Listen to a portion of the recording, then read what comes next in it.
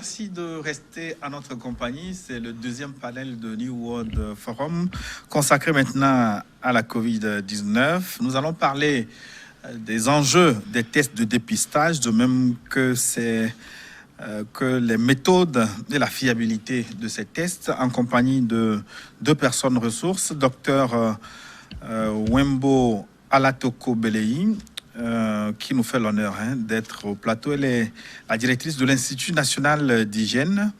Médecin commandant, bonjour. Bonjour, monsieur. Comment allez-vous? Oui, je vais bien. Nous sommes heureux de vous avoir. Vous serez en compagnie du professeur Ameyo Dorkenou Agbeko. Elle est biologiste, chef division des laboratoires au ministère de la Santé et puis enseignante-chercheur à la faculté des sciences à l'université de Lomé. Professeur, merci d'être avec nous. Merci de nous inviter à partager davantage sur le diagnostic de la maladie. Merci beaucoup. Quels sont les tests de dépistage souvent pratiqués pour diagnostiquer le virus de la COVID-19? Médecin commandant. Nous avons plusieurs types de tests qu'on peut utiliser selon les objectifs qu'on s'est fixés. Si nous avons pour objectif de détecter les cas actifs, c'est-à-dire les personnes qui peuvent contaminer d'autres, nous utilisons ce que nous appelons les tests de diagnostic direct. Direct parce que ces tests mettront en évidence le virus lui-même, et notamment son patrimoine génétique. C'est ce que nous appelons les tests de biologie moléculaire, communément appelés PCR.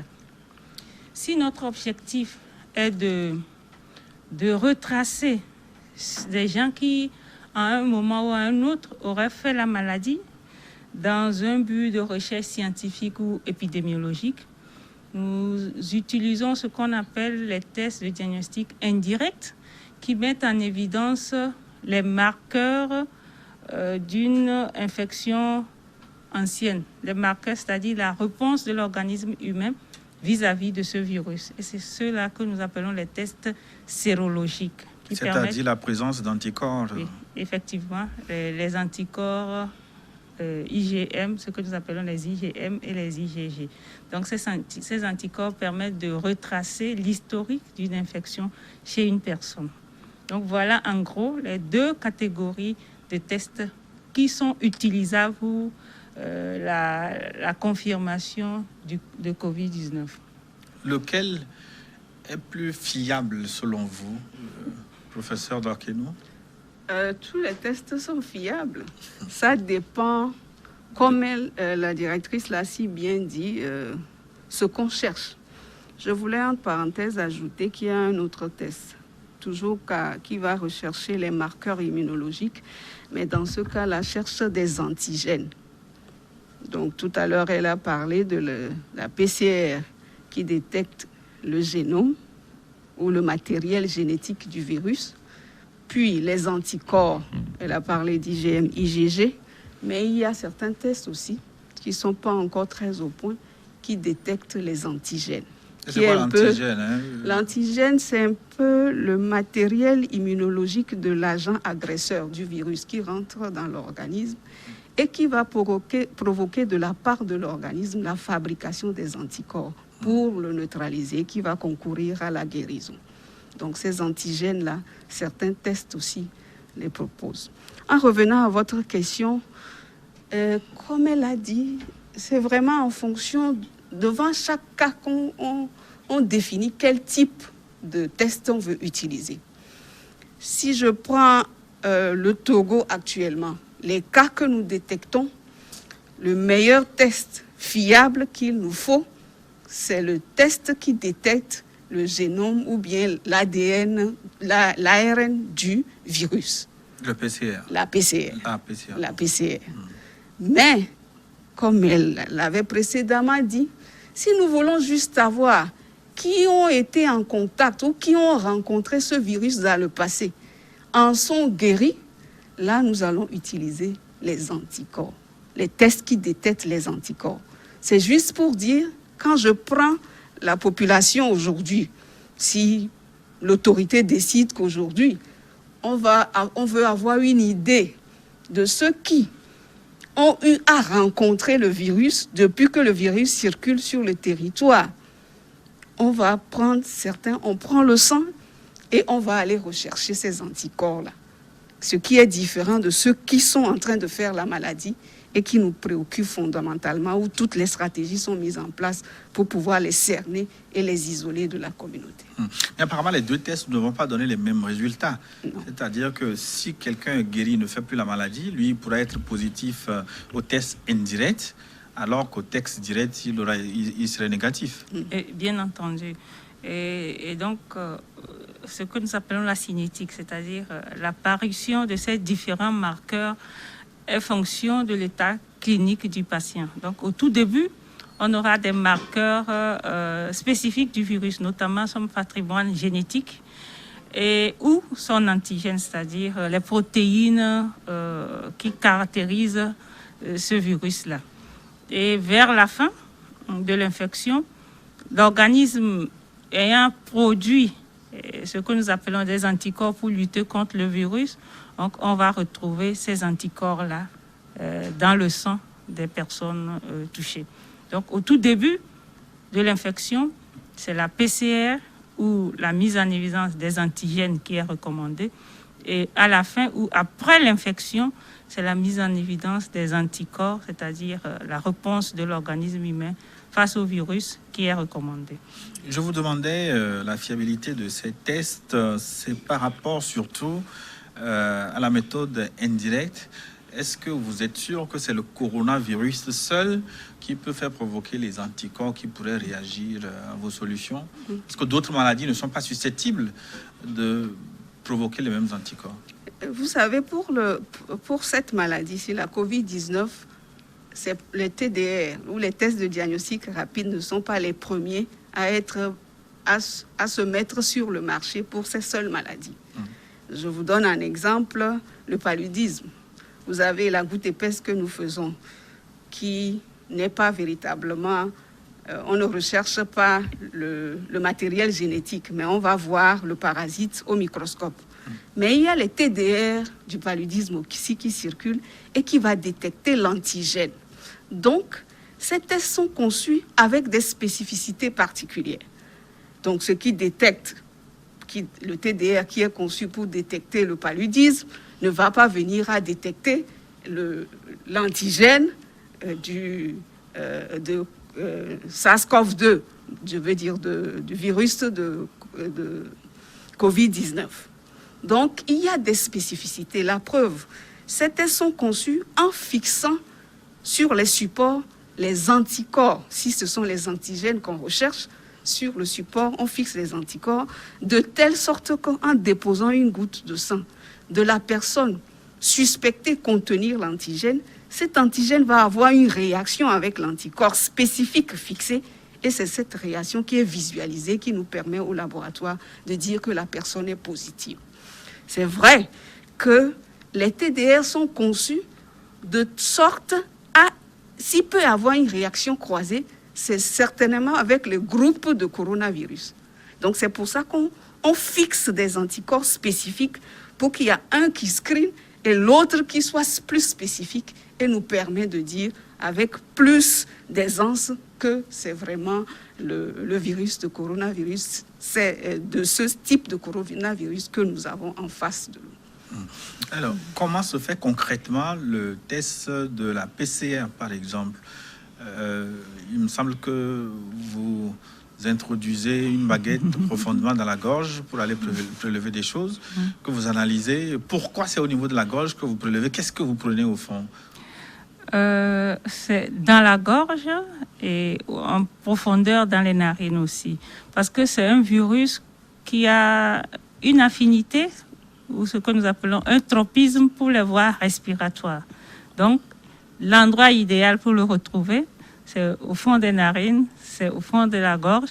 C'est même si c'est possible, le long de ce que nous appelons le tractus aérien, c'est-à-dire au niveau des bronches. Si possible, on fait ce que nous appelons le lavage broncho-alvéolaire.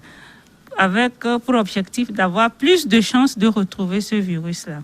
Donc, quand on fait ce genre de prélèvement qu'on amène au laboratoire, l'objectif, c'est de retrouver le virus qui est dans les cellules de l'organisme humain.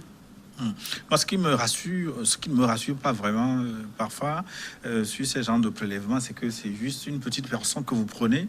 Mais comment faire la part des choses? Parce que est-ce que le virus se trouve partout dans la gorge, partout dans les narines? Qu'est-ce qui nous dit que l'endroit où vous mettez votre baguette, là, le virus se trouve forcément là-bas? Effectivement, c'est pour cela qu'on parle de prélèvement ou d'échantillonnage. C'est qu'on prend une petite quantité avec l'espoir de retrouver ce qu'on cherche. Et c'est pourquoi on va en profondeur avec pour espoir de bien racler les cellules humaines qui sont censées contenir le virus. Et donc, le virus, il est infime, il est petit, il est microscopique. Même notre microscope habituel, avec ça, on ne le voit pas. Même avec un petit échantillonnage, on peut avoir plusieurs virus dedans.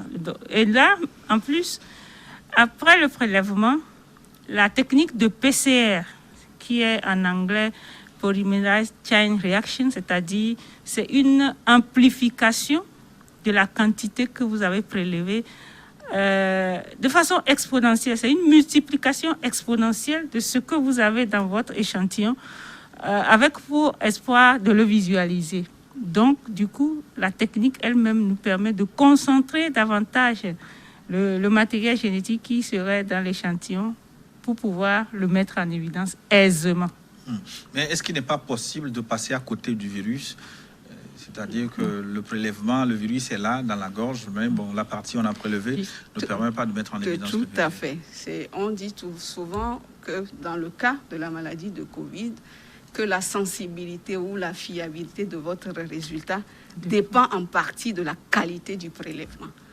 Donc, il faut bien racler, aller en profondeur pour racler les cellules qui contiennent ce type de virus. Et là, on a plus, je ne dirais pas de chance, mais je veux dire la chance pour nous au labo de pouvoir retrouver, malchance pour le malade, mais de pouvoir retrouver le virus. Et comme elle a dit, les techniques les plus sensibles au monde en matière de diagnostic de laboratoire, c'est la PCR. Vous savez, dans certains cas, quand vous avez 0,001 élément dans votre par millilitre ou par sécrétion, elle a la capacité de pouvoir vous faire le diagnostic en faisant une multiplication exponentielle N.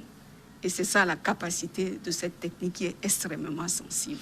Et bien pourquoi vous ne vous attaquez pas aux mains? Vous nous demandez de nous laver régulièrement les mains, que les mains transportent beaucoup le virus.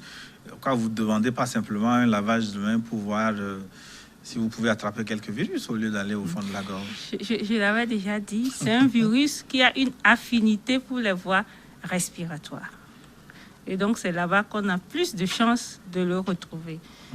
Même si les mains constituent un moyen de transmission de ce virus, ce n'est pas quand même l'endroit idéal pour pouvoir échantillonner et avec l'espoir de retrouver le matériel génétique. Il y a la mesure où il y a une concentration à ce niveau. Alors qu'au niveau de la main, je vais prélever combien de fois? Je vais prélever à tous les endroits avant d'avoir la chance de trouver. Je crois que c'est au niveau de cette sphère-là, c'est ce qu'elle a dit, hein, c'est l'affinité que le virus a à se retrouver dans cette partie du corps jusqu'au niveau des poumons. Et c'est pour ça qu'on a délibérément opté pour aller faire ces prélèvements et avoir plus de chances de pouvoir trouver le virus. Une question me vint, j'aurais pu peut-être la poser à un virologue, mais peut-être je vais vous l'envoyer, voir si vous avez la réponse. Combien de virus peut-on envoyer dans l'organisme pour être infecté, ou avec un seul virus qui rentre dans votre organisme, est-ce que vous pouvez faire la maladie? Ça c'est une très... Bon, le virus, c'est un pathogène. Quand il rentre dans l'organisme humain, il cherche à pénétrer dans la cellule et il s'insère dans le patrimoine génétique de la cellule, et sa cellule, en se multipliant, au lieu qu'elle se multiplie elle-même, multiplie le virus. Donc, avec une petite quantité de virus, l'organisme va plutôt se mettre à produire davantage de virus qui sera à l'origine des signes qu'on a. C'est ce qui explique la période de latence des infections. C'est-à-dire vous avez une petite quantité de virus qui rentre dans votre organisme. Et cette quantité va se multiplier avant que les signes apparaissent. Tant qu'il n'y a pas de multiplication, on n'aura pas de signes. Est-ce qu'il n'y a pas un seuil en dessous duquel le virus peut rentrer dans l'organisme mais ne pas pouvoir se développer? Moi, je dirais pas ça. Je dirais si votre système immunitaire il est très fort, il va le neutraliser. C'est pour ça que souvent pour ces maladies-là, qu'on aille au signe ou pas, il y a le système immunitaire qui intervient et qui fait l'équilibre. Le nombre de virus qui rentrent. Si votre système immunitaire est performant, il va pouvoir le contenir et il va pas, la multiplication sera arrêtée en quelque sorte. Mais si le système immunitaire flanche ou alors que la quantité est trop importante et dépasse la capacité de réponse de votre organisme, vous balancez. Donc c'est souvent le mécanisme de survenue des maladies. Oui, mais ça me permet d'ouvrir une parenthèse. Vous parlez du système immunitaire qui flanche ou qui est robuste. Comment peut-on savoir si on a un système immunitaire robuste, capable d'affronter toute épreuve? À l'œil nu, est-ce qu'on peut le savoir? Non, pas du tout. On ne peut pas le savoir à l'œil nu. On ne peut pas le savoir. Est-ce qu'il faut forcément faire des tests avant de s'en rendre compte? Ça non plus. Non, je crois que la plupart de certaines maladies, nous ne manifestons pas de signes. Tout à fait. C'est parce que l'organisme a réagi. Oui. Et a neutralisé, même à notre insu. C'est un peu comme, j'ai l'habitude de dire aux étudiants, c'est comme un territoire avec une armée. S'il y a l'ennemi qui veut rentrer par je ne sais quelle frontière, s'il y a un groupe qui agit avant que l'ennemi ne rentre, ben, on ne sentirait rien. Ou bien l'ennemi est rentré, mais on a pu circonscrire et neutraliser, ben, on ne saura pas. Ça restera au niveau du système qui a défendu le territoire. C'est jusqu'au moment où ça devient un peu plus bruyant, qu'il y a plus de manifestations. C'est en ce moment que l'organisme réagit. On sent qu'il y a une confrontation qui est visible et qui se ressent. C'est ça, en fait, l'organisme humain. Quand le système immunitaire il est robuste, c'est ce qui explique d'ailleurs le fait qu'on a beaucoup de cas asymptomatiques.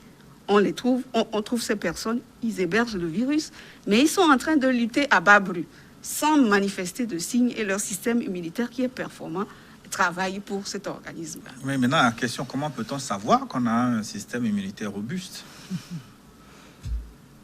Ça, c'est une question piège.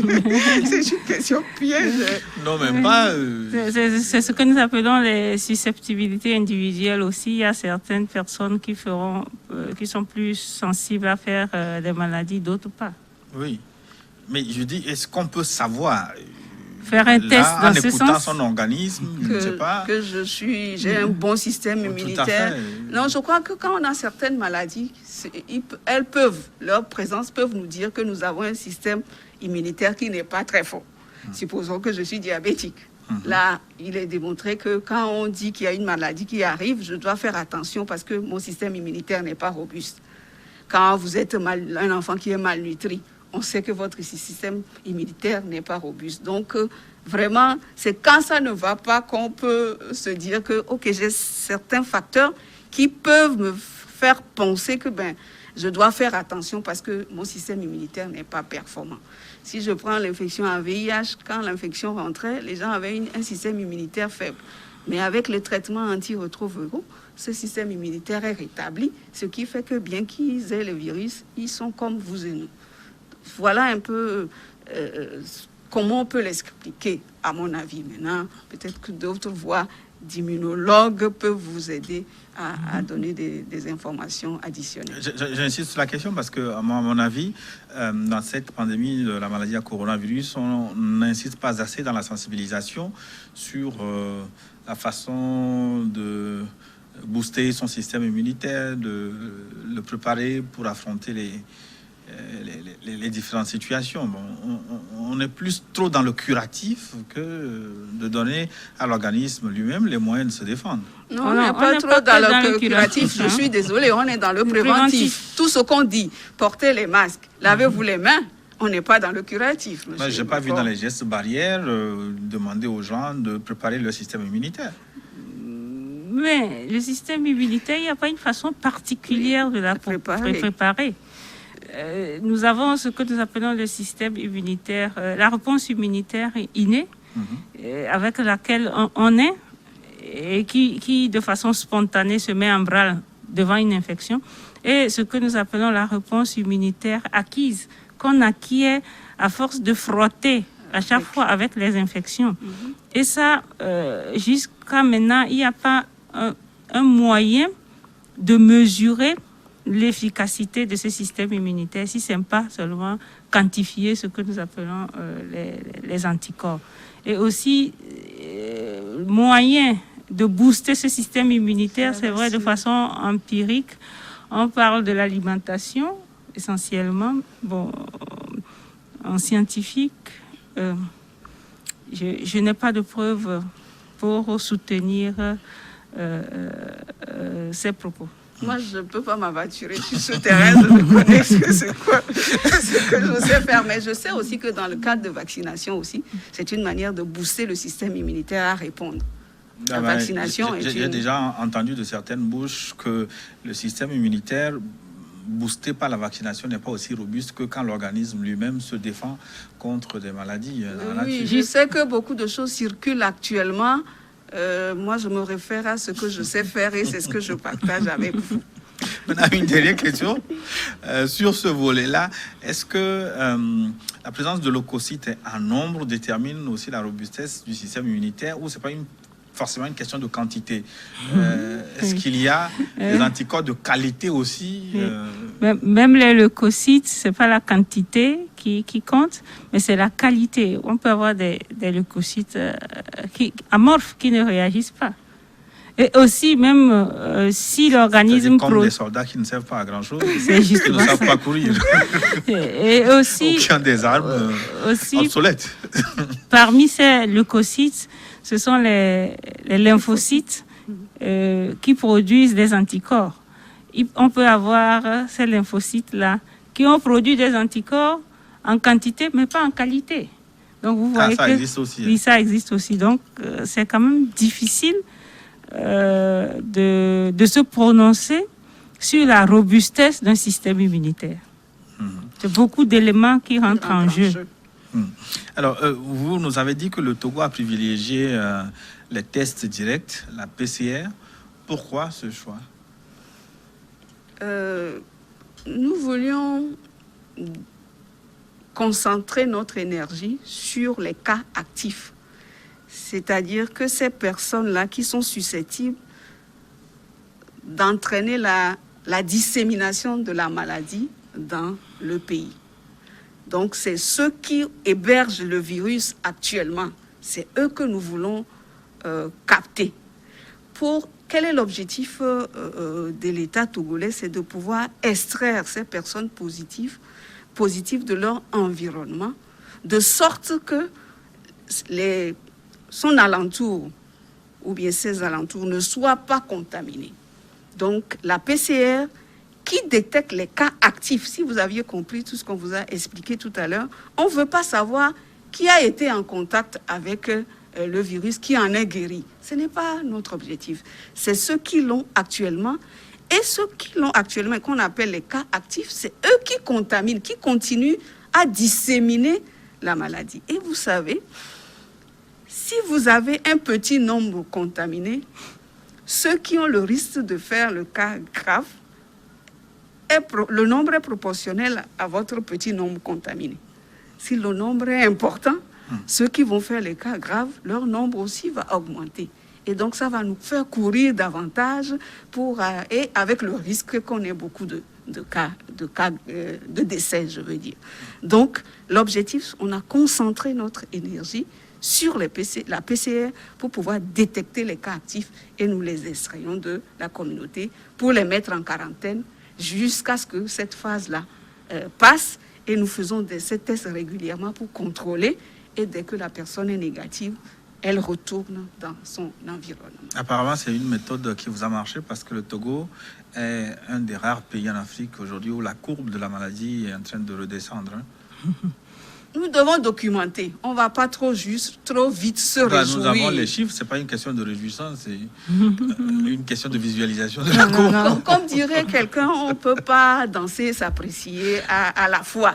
Il faut laisser aux autres de vous apprécier. Nous avons opté pour certaines stratégies, 3 en l'occurrence. C'est très tôt les cas suspects qui présentent des signes. 2, les voyageurs, parce que les pays autour de nous ont déconfiné plus vite que nous. Et donc, tout ce qui est voyageur, tout ce qui ne résidait pas dans une localité, de le signaler pour que rapidement, nous nous assurions que est-ce que c'est un porteur asymptomatique et au cas où il est positif, de pouvoir l'extraire. Nous avons aussi les contacts. Ceux qui ont été en contact avec un cas qui est positif, nous cherchons et nous enlevons. Maintenant, est-ce que c'est ça qui a fait ses preuves? Nous attendons pour voir une épidémie, on ne se réjouit pas trop vite. Nous sommes sereins, nous nous sommes dit que la stratégie que nous avons mise en place marche, nous allons continuer, mais nous demeurons vigilants. À quel stade de la maladie le test, votre PCR, peut-il être positif sur un individu Docteur au tout début de l'infection. C'est-à-dire au tout début J0 au plus tard, dans les 72 heures du début de la maladie, la PCR est déjà positive. Ah, mais pourquoi alors on met en quarantaine pour 14 jours Est-ce qu'on peut voir l'image? Nous avons l'image par rapport à la cinétique. Ok, donc on va projeter l'image. On va demander à la réalisation de nous envoyer donc l'image pour mieux expliquer la situation. Et donc, vous avez sur cette image ce que nous appelons la cinétique, des différents marqueurs de l'infection au SARS-CoV-2 responsable de Covid-19. Donc, au tout début, comme je l'ai dit, à J0, déjà, au tout début, nous avons le matériel génétique qui est détectable. C'est ça la courbe en rouge. Et à partir du 5e jour, nous avons les anticorps type IgM qui apparaissent et qui vont disparaître vers le 30e jour. Donc, c'est la courbe en bleu, bleu clair, plus ou moins, par rapport à l'autre courbe qui est celle des IgG, la courbe en bleu foncé. Donc, par rapport à leur apparition, les IgG, c'est-à-dire les immunoglobulines de type Ig, les anticorps, apparaissent au 15e jour et restent, on ne sait pas encore, pendant longtemps. On ne sait pas jusqu'à quand, si c'est plusieurs années ou seulement plusieurs mois. Donc, ce virus, c'est un nouveau virus, on continue par le découvrir. Donc, voilà ce qui concerne les courbes. Et en bas, vous avez les fenêtres, ce que nous appelons les fenêtres diagnostiques. Donc, ce qui est en rouge, c'est que c'est négatif, et ce qui est en vert, c'est que le test est positif. Donc, nous constatons que, au tout début, ce que nous appelons antigènes, anticorps est négatif jusqu'au 10e jour pour certains, et apparaissent à partir du 10e jour. On peut les détecter. Les anticorps, c'est la première bande en dessous de la courbe. La deuxième bande qui est la PCR quantitative, un type de PCR qui est négative dans les 72 premières heures, et à partir des 72 heures jusqu'au 20e jour, la PCR est positive. Elle est négative à partir du 20e jour, c'est-à-dire qu'on n'a plus le matériel génétique du virus dans l'organisme. La troisième bande, c'est une autre catégorie de PCR qui est plus sensible, qui est positive dès le premier jour, sinon J0, et qui disparaît. Un mois après, à peu près. Oui, au 25e jour. Donc, à partir du 25e jour, cette PCR est négative. Donc, voilà ce que nous appelons les fenêtres diagnostiques des différents types de tests que nous avons. Et donc, vous comprenez que si nous voulons retrouver la personne qui a un cas actif. Je ne sais pas si on peut toujours mettre la courbe. Oui. Revenons sur la courbe. Voilà. C'est la deuxième et la troisième technique qu'il faut. Et laquelle vous pratiquez? C'est la deuxième qui est pratiquée au Togo, la RTQ-PCR. Mais la troisième semble avoir une fenêtre plus large. Oui, tout à fait. Oui, mais ce sont les nouvelles. Vous savez que tous les jours, on améliore. On améliore et je vous assure qu'au Togo, nous avons une des techniques qui permet de ratisser large. Alors, oui. Au Togo, c'est les deux. C'est les deux que nous pratiquons en fonction des kits que nous recevons. Donc, vous pouvez aussi voir, j'ai oublié peut-être la première bande qui est au-dessus des courbes. C'est la cinétique des manifestations cliniques. Donc, nous avons la période d'incubation.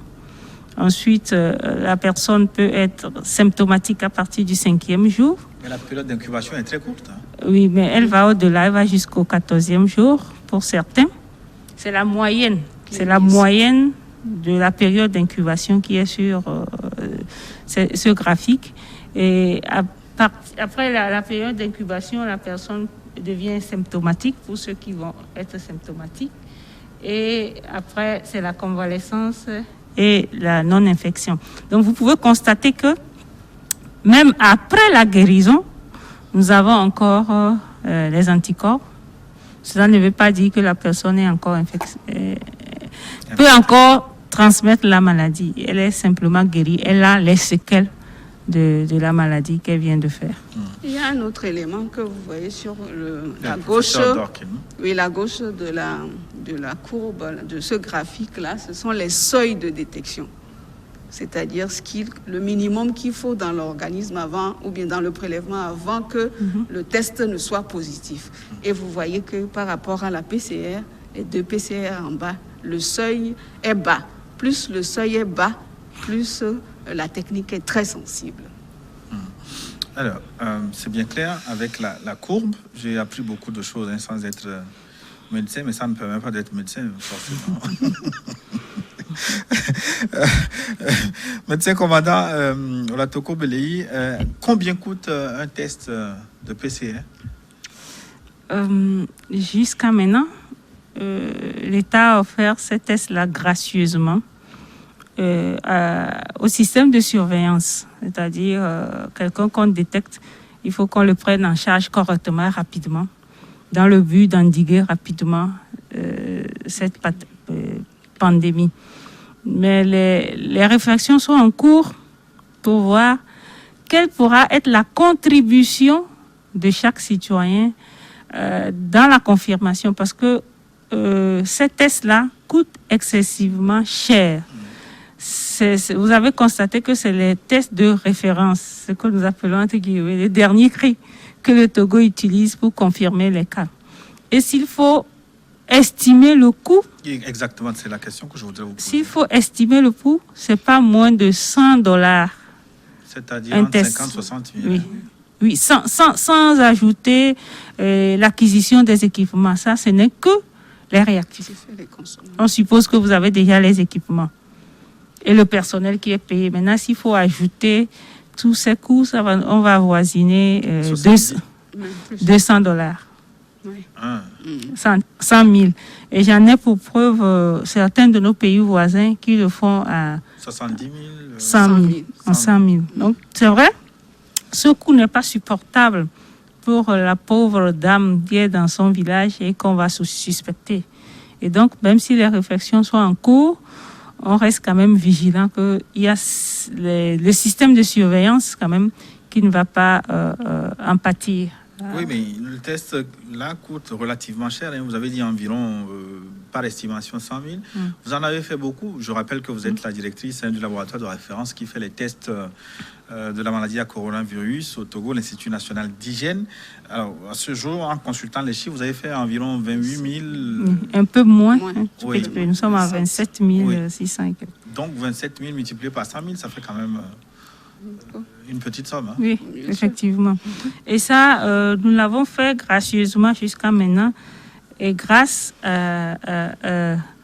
aux subventions de l'État et puis aux aides de beaucoup de nos partenaires. Donc, c'est l'occasion de remercier tous ces partenaires-là qui ne cessent de soutenir le Togo dans cet effort de confirmation ou dans cet effort de lutte contre Covid-19.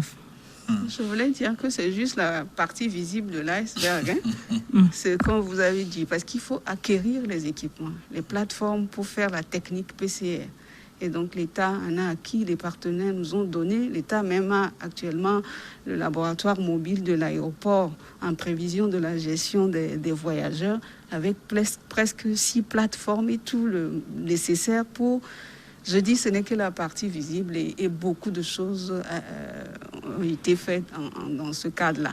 Et donc maintenant, il faut que progressivement, nous puissions voir ceux qui ont la possibilité de pouvoir contribuer à ce diagnostic-là. Ah bah. Et les 28 000 tests-là, c'est avec le même personnel ou vous avez recruté des stagiaires dans le cadre de cette maladie à coronavirus? Comment vous faites? Parce qu'au même moment où vous faites les tests de coronavirus, vous devez continuer vos autres analyses de laboratoire.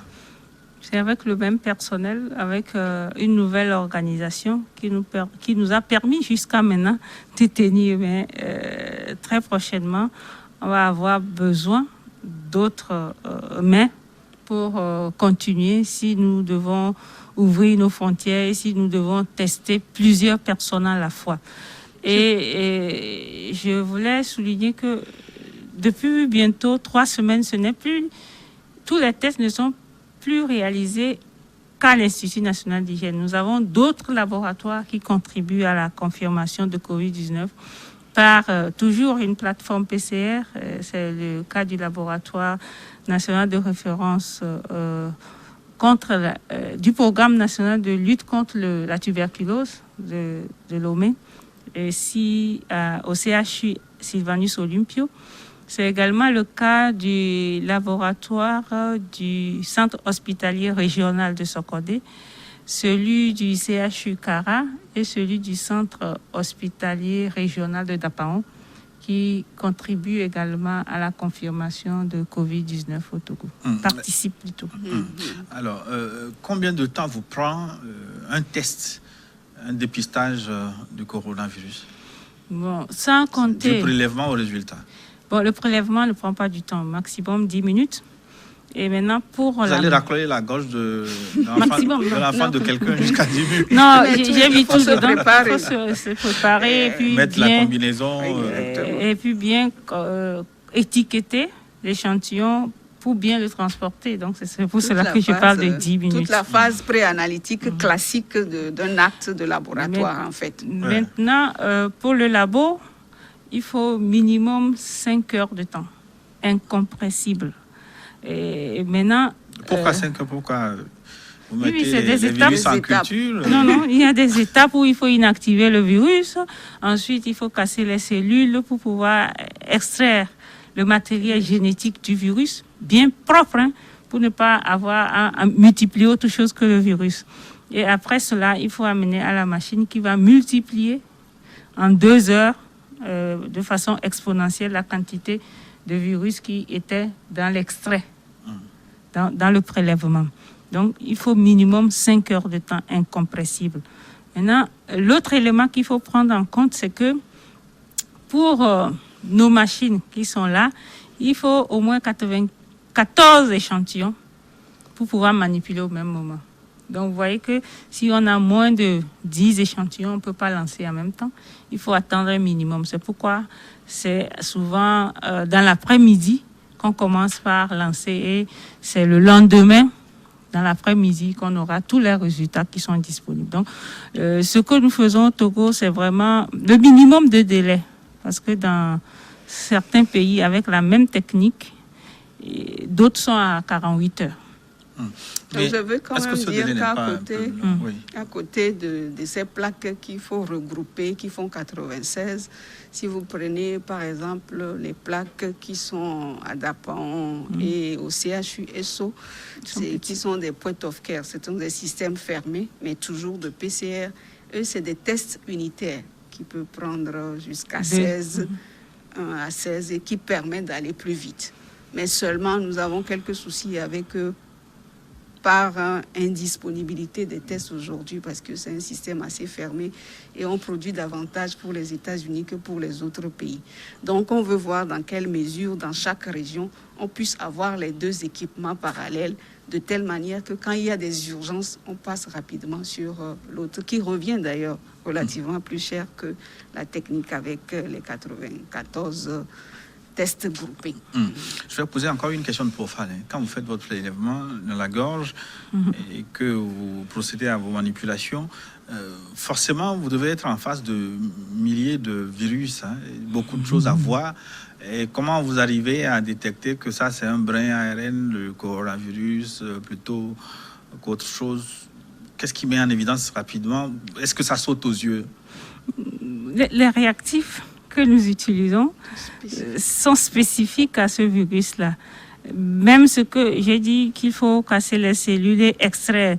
Ce qu'on prend pour extraire l'ARN du virus, il est spécifique au SARS-CoV-2. Et maintenant, là où il faut l'amplifier, il faut amener ce que nous appelons les amorces. Les amorces qui sont des semblants de matériel génétique du virus en question. Et donc, qui vont s'imbriquer au matériel génétique du virus, permettre la multiplication pour qu'on puisse les visualiser. Donc, si ce n'est pas le Covid-19, il n'y aura pas cette phase que nous appelons la phase d'hybridation, où les deux, c'est-à-dire le réactif, qui est une partie du matériel génétique du virus, qui va s'imbriquer sur le virus même qu'on cherche à détecter pour lui permettre de se multiplier afin qu'on puisse le détecter avec une certaine quantité seuil. Professeur Dorkenou, est-ce que vos tests sont fiables?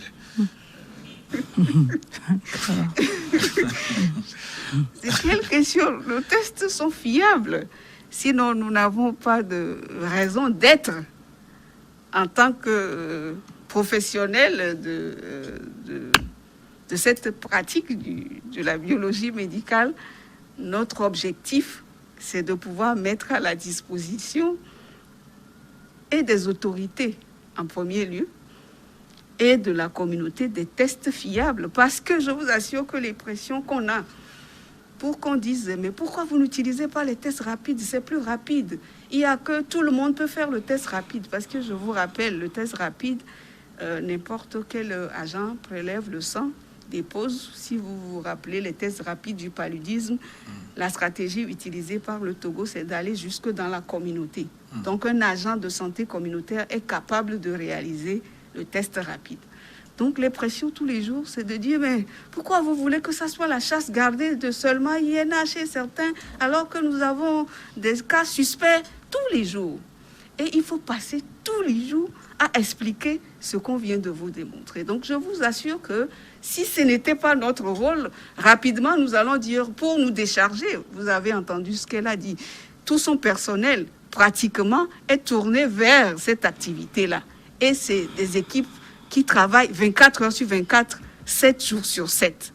Donc, vous comprenez qu'on pouvait s'organiser à ne prendre que ces tests pour que ça puisse nous décharger. Non, nous essayons dans la mesure du possible. On est au labo. Et comme dirait un de mes patrons, il n'y a jamais de jamais, il n'y a jamais de toujours. Mais nous essayons dans la mesure du possible de pouvoir faire selon. Et à chaque fois, comme elle a dit, à chaque fois qu'un test nous est donné, il y a une pratique de validation interne qui se fait pour s'assurer que, étant de sources différentes, est-ce que ces tests-là font la même chose? Même quand je vous disais, la technique qui est au CHU et à Dapaon, différente de la technique de l'INH, avant de commencer, nous avons évalué, nous avons validé pour harmoniser avant qu'on ne puisse l'utiliser. Donc, Je sais que les gens adorent écouter ce qui se passe Non, même ailleurs. pas ça, parce que je pose cette question, elle n'est pas anodine. Vous avez tous suivi la polémique qui a entouré certains tests réalisés par le laboratoire, l'Institut Pasteur à Madagascar. Des tests qui se sont révélés finalement douteux. Il paraît que dans certains pays, même la papaye réagit positivement. Non, vous n'avez pas à vous en faire. C'est vrai, l'erreur est humaine. Mais soyez rassurés que tous les laboratoires du Togo sont dans le processus, dans le système de management de la qualité. Et la qualité, c'est l'assurance qu'on donne à celui-là que nous appelons client en termes de résultats rendus. C'est-à-dire quand vous êtes dans un système de management de la qualité, les résultats que vous rendez ne peuvent être que fiables parce que vous avez pris le temps d'écrire ce que vous voulez faire et vous mettez tout en œuvre pour faire ce que vous faites, et vous avez écrit plutôt, et vous laissez les traces de tout ce que vous avez fait. Votre laboratoire, il faut le rappeler, est dans la démarche qualité. Vous avez même eu certaines certifications ISO. Il n'est pas que dans la démarche qualité, c'est aussi dans le processus d'accréditation avec des laboratoires accrédités. Et celui qui fait actuellement la confirmation de Covid-19 a été évalué par l'OMS pour être retenu comme centre collaborateur de confirmation des virus respiratoires, dont les virus grippaux. Mais félicitations, madame. On va en reparler, je vous le promets. On va parler aussi de votre choix, le choix du Togo de ne pas passer au test de dépistage à grande échelle. On va voir les raisons, de même que les questions des téléspectateurs, juste après une pause pour une nouvelle édition du journal. À tout de suite.